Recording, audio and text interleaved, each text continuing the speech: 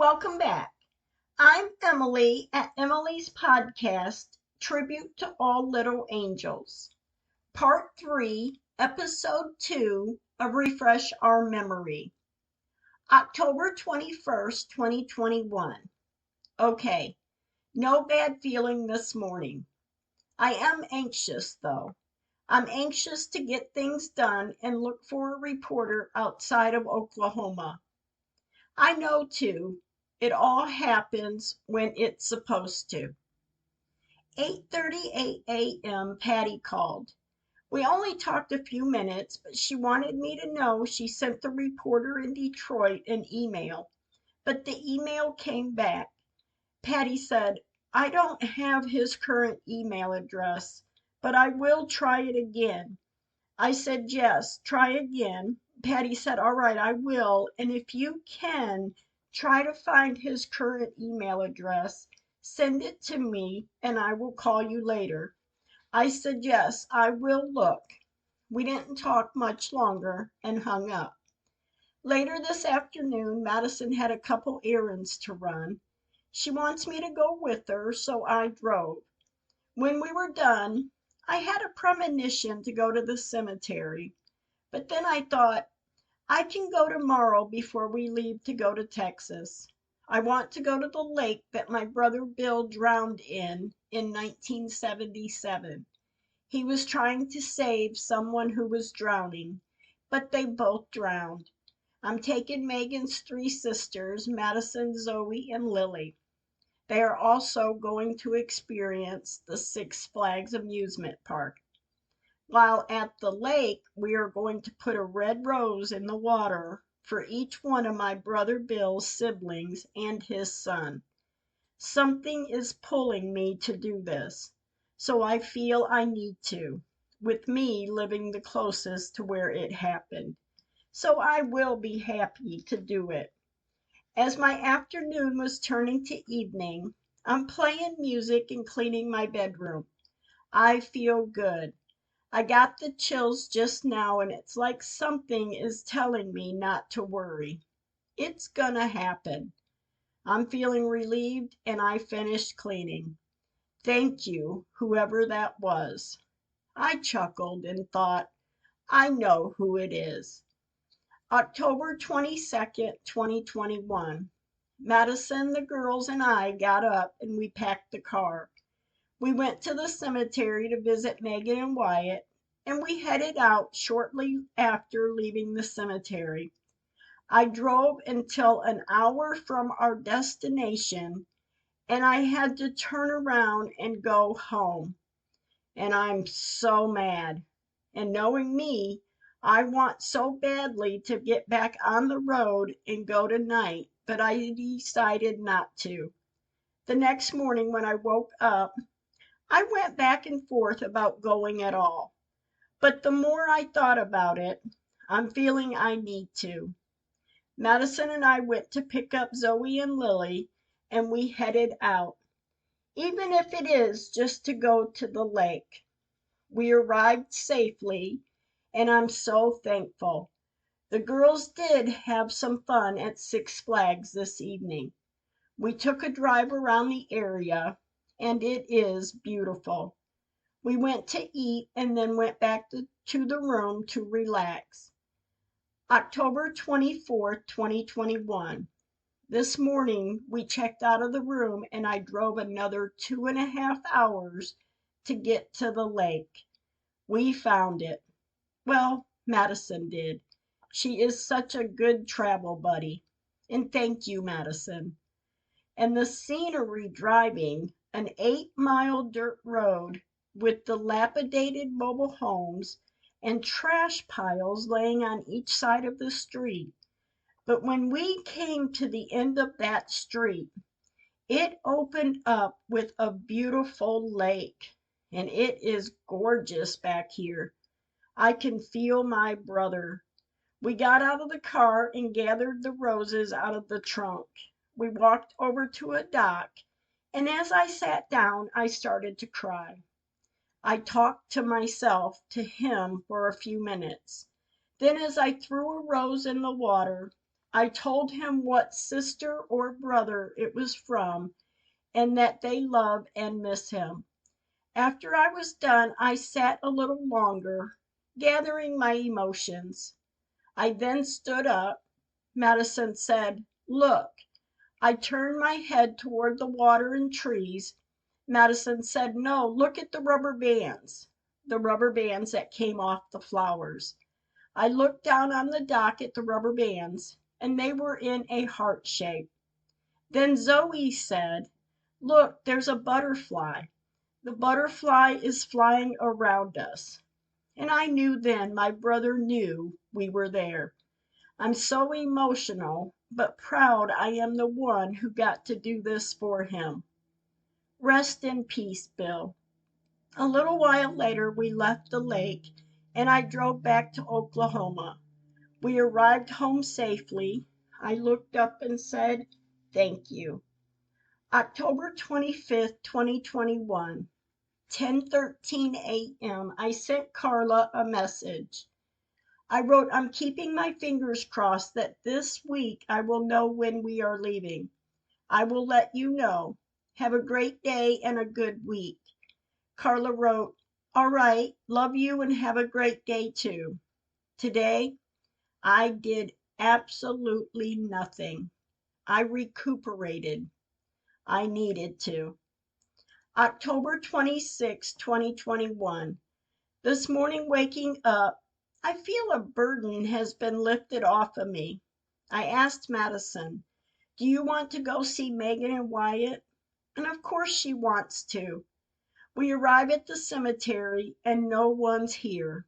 And I like it like that. I drove to visit Wyatt, but I looked over to see if Megan's area looked all right as I drive by. We visited with Wyatt, and then I drove around to visit with Megan. 1:15 p.m. I'm talking with both of them. I asked them to watch over me as we go to Michigan or New York or wherever I need to go. I will go. I told them I loved them and I pulled away. October 27th, 2021. Wow. Waking up this morning, I feel my stress level is high. 8:03 a.m. My brother John called. I couldn't answer it at this time. I sat here thinking I need to message Jen. 8:33 a.m. I wrote a message to Jen. "Good morning, baby. Is there any way you can find the parents of the baby with the rock headstone, or tell me how to and I will try to find it? I want to share also with Jen, when at the cemetery, I noticed the cut marks in the grass around the rock headstone. And the only thing I can think is maybe the parents came out and were going to move it back under the tree where the rock headstone belongs. And if so, I need to find these people." Jen wrote, "What's the name, the last name?" I wrote, "Well," and I sent Jen the name on the rock and then took a picture of the rock and sent it to her. Jen wrote, "All right. Do you know when she passed away? How is her last name spelled? Because the rock looks like a Y at the end." I wrote, "The year is 1996. Not sure of the last name. It's like first and middle name with the year." Jen wrote, "All right, let me look." I wrote, "Thank you so much." 9:04 a.m. Jen called. She said, "You are going to love me." I said, "I already do love you." And we laughed. Jen said, "I found the information. One of them lives in Tennessee and one lives in Oklahoma." I said the last time I had seen them out at the cemetery, and it's been years ago, but Madison and I at times sit under the pavilion eating lunch, and we watch them stand over the rock headstone grave, and they even took something off of Megan's headstone and put on the rock headstone. And I haven't seen anyone out since, or at least what I noticed. But I do take care of the area for the little girl. Jen said, I'm going to send you the information on the parents, and it looks like maybe a grandparent. I said, all right, thank you. And we said our goodbyes and hung up. 9:06 a.m., Jen sent 3 sheets of information. And after thinking about things a little bit, I sent Jen another message. 9:52 a.m., I wrote, hey, if you get time, will you check Moore City webpage out? Some say if you put anything on there, they make a new page, and all that's on there now is advertisements, but only when you have time. Jen wrote, there is nothing on there. It talks about Halloween, elections, and meetings. I wrote, oh, all right, thank you. Jen wrote, you're welcome. And man, oh man, I am stressed. I believe the weekend trip has done this, but I can't be sure. But I have to stay busy, and I'm going to start the letter that I have to write and get them sent out as soon as possible. Everyone have a good Wednesday. 8:43 p.m. My sister Susie called. We talked for a couple hours, as we always do, it seems. We talked about what I found at the cemetery around the rock headstone. I told her it looks like cut marks around it. Susie thought that was odd. Then she said, there's something going on out there. Maybe that was the purpose for your little getaway, to connect with Bill, to let you know when you get the signs, they are real. He showed you two while you were there with him. I said, oh, wow. I didn't look at it like that. But yeah, it could be. 9:53 p.m. I sent Susie a picture of the rock headstone to show her where the cut marks are. Susie thought, that looks weird. Then she said, sis, I believe there is something definitely going on out there at that cemetery. I said, you think? Susie said, yes, it sure seems like it. I said, I know there is. I want it fixed. I want to know 100% where Megan is. And if we have her, and then if I don't have her, if they dumped her onto the ground or anything that was in that casket, I need to know that. 100% we need to know that. And I want Wyatt out of there too. Susie said, I can't blame you there. We talked some more of how she believes I went to visit our brother Bill for this purpose, to know when I get signs, follow them, because they are there for a reason. I said, I don't know why God sent me there, but I'm so darn proud that it was me he sent. I was able to connect with Bill. Susie said, you may have been sent there to see the signs you did, the rubber bands, the butterfly, so you will believe the signs when God and the angels send them to you. I thought, wow. I thought about it the way she was saying it, and it made a lot of sense. Gosh, I sure hope so. October 28, 2021. The wind has been so crazy here in Oklahoma. I worry about the tree in Megan's area at the cemetery at times. There were already 2 branches broken off from the ice storm we had last year.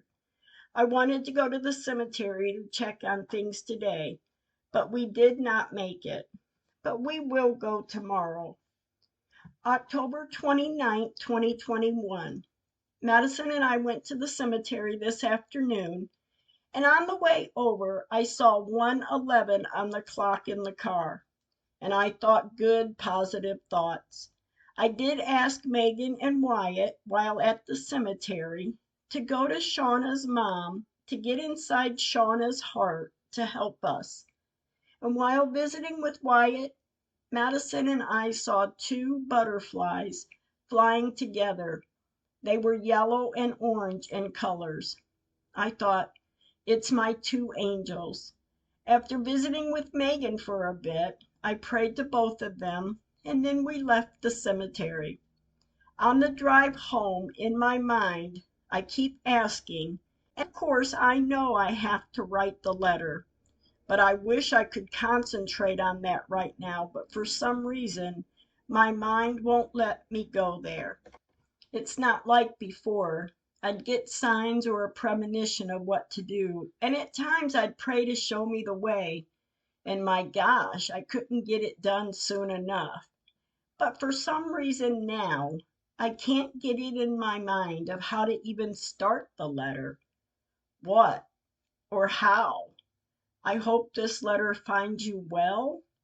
I felt I need to contact you to let you know what had happened in the cemetery over the past 6 years. And then I have to pray I contact the right people, the right family. But I will try something to that effect. October 30th, 2021. Man, what a day. My mind just isn't with it. I have no idea why. I'm trying not to think too much into it, but at times it's hard. But there was no letter written today either. October 31st, 2021. Today has been calm and peaceful. 1:23 p.m. Jen called. We talked for over an hour, and we talked about what I'm doing or trying to do. I said I will be on the road soon. I'm going out of state because the state is denying or ignoring the issue. Jen said, "Oh, I know. You do need to go out of state anyway, because you know how states like to go against one another. So that would probably work out better." I said, "Yes, I think so too." We talked about other things then, and she had to get off the phone. We said our goodbyes. November 1st, 2021. Wow, if only, if only I could wake up feeling good like this every morning.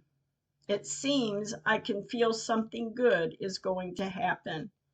I'm having good feelings too about Thomas the photographer and his findings. I'm hoping it all works out. 11:51 a.m. Madison and I left to go to the cemetery. We went today because we missed going for Halloween. There are workers here, and it looks like they are digging, and there's a tent set up like they are getting ready for a funeral. And may they rest in peace. After we sat with Wyatt for a matter of minutes, I just don't and can't get comfortable when the workers are here. I drove around to visit Megan. I did get out of the car because I wanted to take pictures of the cut marks in the grass around the rock headstone. I took a few pictures of the whole area too. As I turned to go back toward the car, I noticed the truck that has a trailer for the shovel tractor driving out of the cemetery. We were able to sit there a few more minutes, and then I pulled away. And in my mind, I'm thinking, I need to get the letter written, but for some reason, my thoughts are not right. I can't concentrate on what to write. I told Madison, tomorrow while you run errands, I'm going to concentrate on getting the letter written. Madison said, all right, yes, I will go and you sit in the quiet. It will come to you. I looked at her and thought, I love my baby. When Madison and I were done, we went home, and to no avail. I did not get anything written yet. November 2nd, 2021. Thankful I woke up this morning. I did get out with Madison this morning, early afternoon, but when I got back home and Madison went to run a couple more errands, I sat down to write, and I wrote. It's a rough draft. Exactly that, a rough draft. But the words came to me as I would write. And when I thought I was done, at 3:34 p.m., I sent Jen a message and a picture of the letter. There are two sheets. I wrote, "Help. I'm trying to write this letter with tears rolling down my face. Does the letter sound all right, or should I say it differently?" 3:40 p.m. Jen called. We talked about 20 minutes. She said, "I read the letter and the letter is fine. Not too much information, but enough to get someone to call." I said, "Okay, so I don't need to change any of it." Jen said, "No." I said, "I will rewrite. I know the rough is a mess, but I will fix all that." Jen said, "Yes, it is good." I said, "All right, thank you again," and we hung up. I'm emotional, but I seem to always cry when it comes to this topic. When I hung up from Jen, I rewrote the letter and copied the sheets. I folded them and put one letter in each envelope. There were 3 letters. I mailed them at 7:04 p.m. And as I drop them in the box, I pray the letter arrives at the correct people and or family members of the baby of the rock headstone. November 3rd, 2021, 10:37 a.m. My friend stopped by, and I told him my plans of going north to Michigan, to New York, or wherever I need to go to. He said, "Good for you. Who's going with you?" I said, "Carla. Madison has to work, so Carla said she will go with me. And I have family and friends saying I can come to their house, but I don't know if I will do that." My friend said, "No one cares." I said, "I don't give a shit who cares. I care. And no one will do this to any one of my babies." I said, "I will go to Detroit, and if that don't work, I will go to New York. I will stand outside of the news stations, any one of them. And like I said 2 years ago, I will take it to the end of the earth." He just looked at me. And after we were done talking, he left. Madison and I left to run a couple errands, and when we were done, she took me to lunch. Afterwards, we went home. Madison got ready for work. When she left, I returned some phone calls, but I didn't get to call all of them. I did reply to Patty's message, though. Before Madison left for work, I did ask, "What time do you go to work tomorrow?" Madison said, "At 4." I said, "All right, we will go together to the cemetery before you go to work, okay?" She said, "All right." November 4th, 2021. I don't know why this is, but the past 2 mornings I have woken up feeling nervous. I get nervous about Shauna not helping, not calling, not staying in touch. Gosh, I just want to be on the road and talk with a reporter or two. I need to get this done. And then I think, I have to do this in God's time, not mine. And I do know, though, the loved ones deserves their burial markers. Whether it is to be on a headstone, a rock, a wooden cross, they deserve to have theirs. 4:15 p.m. As I'm walking out the door, I thought, when I get in the car, I'm going to call my brother John to see if he will ride with me to the cemetery. Over the phone, of course. I walked out the door and my phone rang. It's my brother John. I laughed and said, "I was just going to call you." He said, "You were?" I said, "Yeah, I'm going to the cemetery and want you to ride with me." He said, "Let's ride." I got in my car and headed towards the cemetery. When I pulled in, I was happy to see no one is here. I'm happy because I get out of the car. And I did. I put a sucker on Wyatt's headstone, and I visited with Wyatt for a bit. Then I drove around the cemetery to see if I could see any dirt around any headstones.